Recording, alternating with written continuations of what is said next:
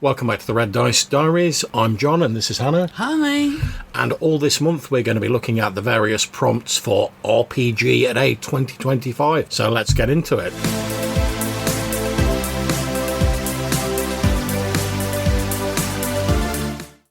Okay, so it's day 22 and the prompt is ally. So what are you thinking, Hannah?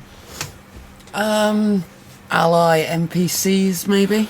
Yeah, I could see that. So something that'll happen quite often in games is I'll put in a couple of NPCs that I expect to actively want to help the players. Right, okay, yeah. A couple of NPCs that are definitely not on the player's side. Are we talking about enemies or are we talking about just a bit sketchy? Anywhere on that scale. Okay, cool. And then a couple of people who could go either way depending on what the player group does. They could side with them, they might not do. I'll tell you what's just occurred to me as you were talking about that. I'm sure we've probably talked about this before. In fact, I know we have. But have you ever noticed how, let's say you were talking there, I've got some NPCs that I've designed to be like helpful to the player characters. Have you ever noticed how, like, it doesn't matter if whatever NPCs you make to be like as helpful as possible to the characters, it'll always be some random like idiot or so incidental NPCs that the characters like really love. Like, I don't know, just as a random example, I'm pulling out my backside, you could be like, right, okay, I've created this tavern. Let's go with the stereotypical tavern. Harkening back to day 3, prompt tavern. And you're like, okay, I've made this entire suite of NPCs. Some of them are a bit sketchy and a bit dodgy. Some of them want to help the player characters out. And the player characters will do something like they'll walk in and they'll be like, oh, is there like a stable boy here so I can put my horse up? And you'll be like, thinking, oh shit, I've not created a stable boy. Yeah, sure, there's a stable boy. His name's Bob. He's got messed up hair, and he puts your horses away. You throw him a copper, and he's like, oh, thank you very much, sir. And instantly the player's like, yes, that is the NPC we love. Yeah, and they spend the whole of the rest of the campaign trying to help out young Bob. Yeah, but you'll be just randomly doing something completely unconnected with that, and someone will be like, wonder what Bob's getting up to at the old cat and cheetah back in the town.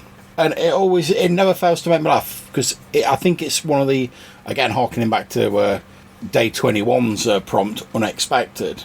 It's always one of the things that, like, you can predict it's going to happen, but you can never predict which NPC it's going to be, and I sort of love that.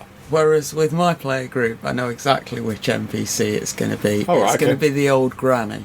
Well, they will always end up, we need some information, let's go to the pub and find some old woman that wants to gossip. See, I was just about to say, well, I don't have as many sort of like old grannies in my game as you, and then I was like, oh, apart from that one I had recently in like Wolfram. So yeah, I probably do a few of octogenarians knocking around in my game, but in my defence, that was like pre-planned in the Wolfram scenario. I mean, it's hard not to love an old granny character when they turn up and they offer you some cake and a little bit of advice for your adventure as young man. And here, take these gloves with you, keep you warm in the dungeons. Well, again, if we look back to that sort of earlier prompt of Ancient we were talking about, when we were saying, oh, it helps sort of enlarge your world and make it feel like a more rounded place. You can also talk about, back in my day, I remember when so-and-so went down to the dungeons and he came back with his hair turned white. And let's face it, if you live in a sort of fantasy setting, like pre-internet and, well, pre-reading for most people, and you want to find out what's been going down in the town over the last, like, 50 years or whatever, who are you going to go to? You're going to go to the old, like, slightly crazy woman at the end of the bar, aren't you? And if you want to organise a rabble of people to go and help take down the vampire lord in his castle, or whatever else, it's really helpful to know everybody's grandma in the village, you know? Yeah, I mean, the older woman I had in my Wolfram game, she was just like a random NPC who was there.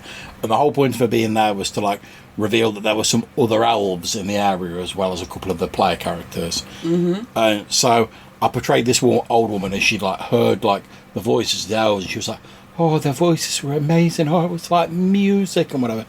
So one of the Jay's player character was like, oh, I'm going to teach the old woman some, like, very simple phrases in, like, Elvish, which the old woman's like, oh, teaching me Elvish. Oh, it's like music. And I was like really like loving it.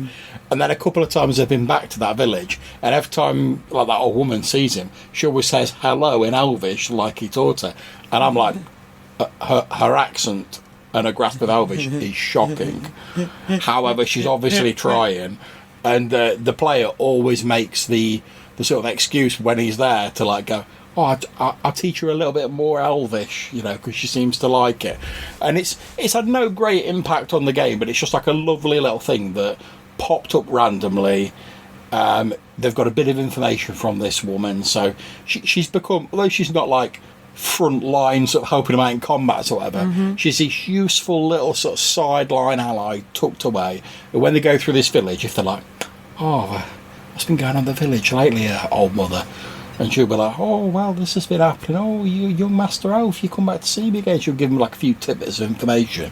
And it's just a very useful and sort of like random and sort of slightly heartwarming sort of relationship that they sort of glommed onto that NPC, which I sort of thought might happen, because obviously I know my players, but you can never be 100% sure. But at the end of the day, as we've talked about with choice being so important in RPGs, you got to let the players pick their own allies, haven't you, sometimes? Well, yeah. So that's it from me and Hannah for this RPGaDay 2025 episode. Bye. Hopefully you'll join us in the next one. And until we see you again, take care, stay safe, and whenever you're playing, have fun.